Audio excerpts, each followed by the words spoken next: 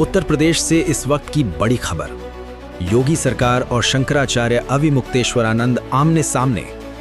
प्रयागराज के माघ मेले से उठा विवाद अब देश की राजनीति तक पहुंच गया है। माघ मेले के दौरान ज्योतिष पीठ शंकराचार्य स्वामी अविमुक्तेश्वरानंद को परंपरागत पालकी स्नान की अनुमति नहीं दी गई। इतना ही नहीं, प्रशासन ने उनसे शंकराचार्य होने का प्रमाण तक मांग लिया।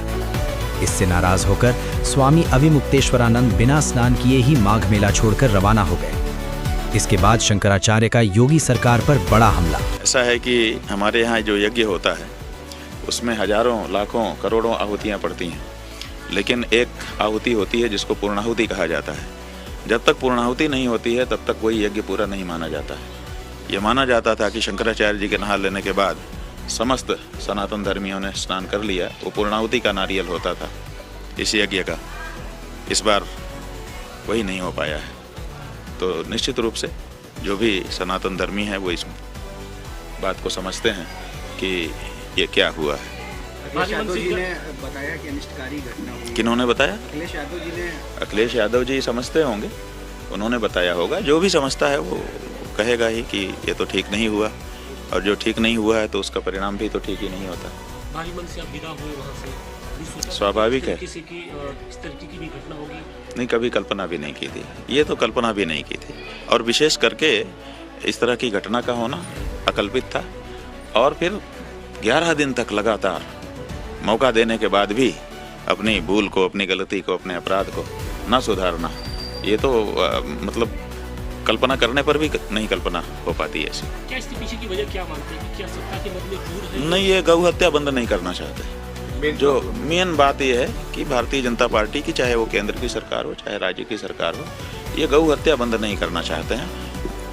बस वो कहते हैं कि ये बात तेजी से उठा रहे हैं, इनकी बात को दबाओ, गौ हत्या बंदी की बात ना कही जाए। डिप्टी सीएम क्या लेट कर दिए आपसे अपना निवेदन? डिप्टी सीएम जो है, उन्होंने क्या लेट किया, क्या वो किया, वो तो उसी सरकार का ही अंग है ना। उनको हिम्मत करके आना चाहिए था। उन्होंने कहा कि हमें भेजा जाएगा तब हम आएंगे। इसका मतलब तुम्हारा कोई विवेक नहीं है। भेजा जाएगा तब आएंगे, ऐसा उन्होंने वक्तव्य दिया। तो कौन भेजता है उनको? भेजे जाने पर तो कोई भी व्यक्ति कुछ भी करता है। जो विवेकशील व्यक्ति होता है वो स्वयं निर्णय लेता है कि नहीं, ये ऐसा समय है, हम इसको अस्वीकार करते हैं, हम जाएंगे। ये स्टैंड उनको लेना चाहिए था। नहीं, ये चूक गए। उनको चाहिए था कि वो अपना स्टैंड लेते कि भाई अब यहाँ पर हम नहीं सुनेंगे, ये बहुत बड़ा बुरा हो रहा है, इसको कैसे स्वीकार कर लें। जिसके भी दबाव में थे, उनको वो स्टैंड नहीं ले पाए। जी, अभी अमित शाह गृह मंत्री जी ने गुजरात गांधीनगर में एक बयान किया कि जो भी सनातन धर्म का अपमान जो सत्ता सरकारें करती है, वापस सत्ता में कभी भी नहीं वापस नहीं आती है। तो हाँ, तो समझिए कि वो अपना डेथ वारंट साइन कर रहे हैं।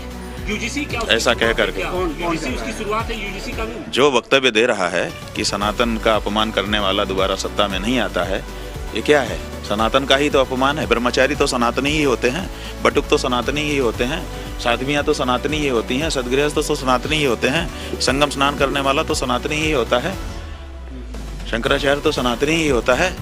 इनका अपमान करने वाला, यही तो कह रहे हैं कि सनातन का अपमान करने वाला सत्ता में नहीं आता। सनातन का तो अपमान हुआ है, सनातन का तो अपमान हुआ है, तो फिर उनकी, हाँ, हमारी बात दोहरा रहे हैं उसको। यही तो उनकी कला है कि वो अच्छी अच्छी बातें बोलते हैं मंच पे जब रहते हैं, लेकिन मौके पर उनसे कुछ अच्छा नहीं हो पा रहा है। इस सरकार से न्याय की उम्मीद मत रखिए। संतों और सनातन परंपराओं का अपमान किया जा रहा है। शंकराचार्य ने प्रशासन के रवैये को सनातन धर्म के खिलाफ बताया और सरकार से सार्वजनिक माफी की मांग की। यानी मैंने आपसे कहा, दोषी बचे नहीं और निर्दोष फंसे नहीं, निर्दोष फंसे नहीं। शंकराचार्य बेचारे इतने अपमानित किए गए। कौन जो सनातनी का सबसे ज्यादा नारा बढ़ा देते थे, उन्होंने हमारे शंकराचार्य, पूजनीय शंकराचार्य का अपमान किया। क्या प्राइवेट ड्रेस में पुलिस उनका रथ नहीं खींच रही थी? किसने नहीं देखी तस्वीरें वो? और सोचिए, स्नान नहीं करने दिया, वो परंपरा को तोड़ा उन्होंने। किसने तोड़ा? सरकार ने तोड़ा। जिम्मेदार कौन है उसके लिए? सरकार जिम्मेदार है। हमारे पूजनीय शंकराचार्य को दुखी करने का उनको अपमान करने का काम अगर किसी ने किया है तो भारतीय जनता पार्टी जो सबसे बड़ी ठेकेदार बनती है सनातन धर्म की, उन्होंने। क्या ये विवाद और बढ़ेगा? क्या संत समाज एकजुट होगा या बटेगा?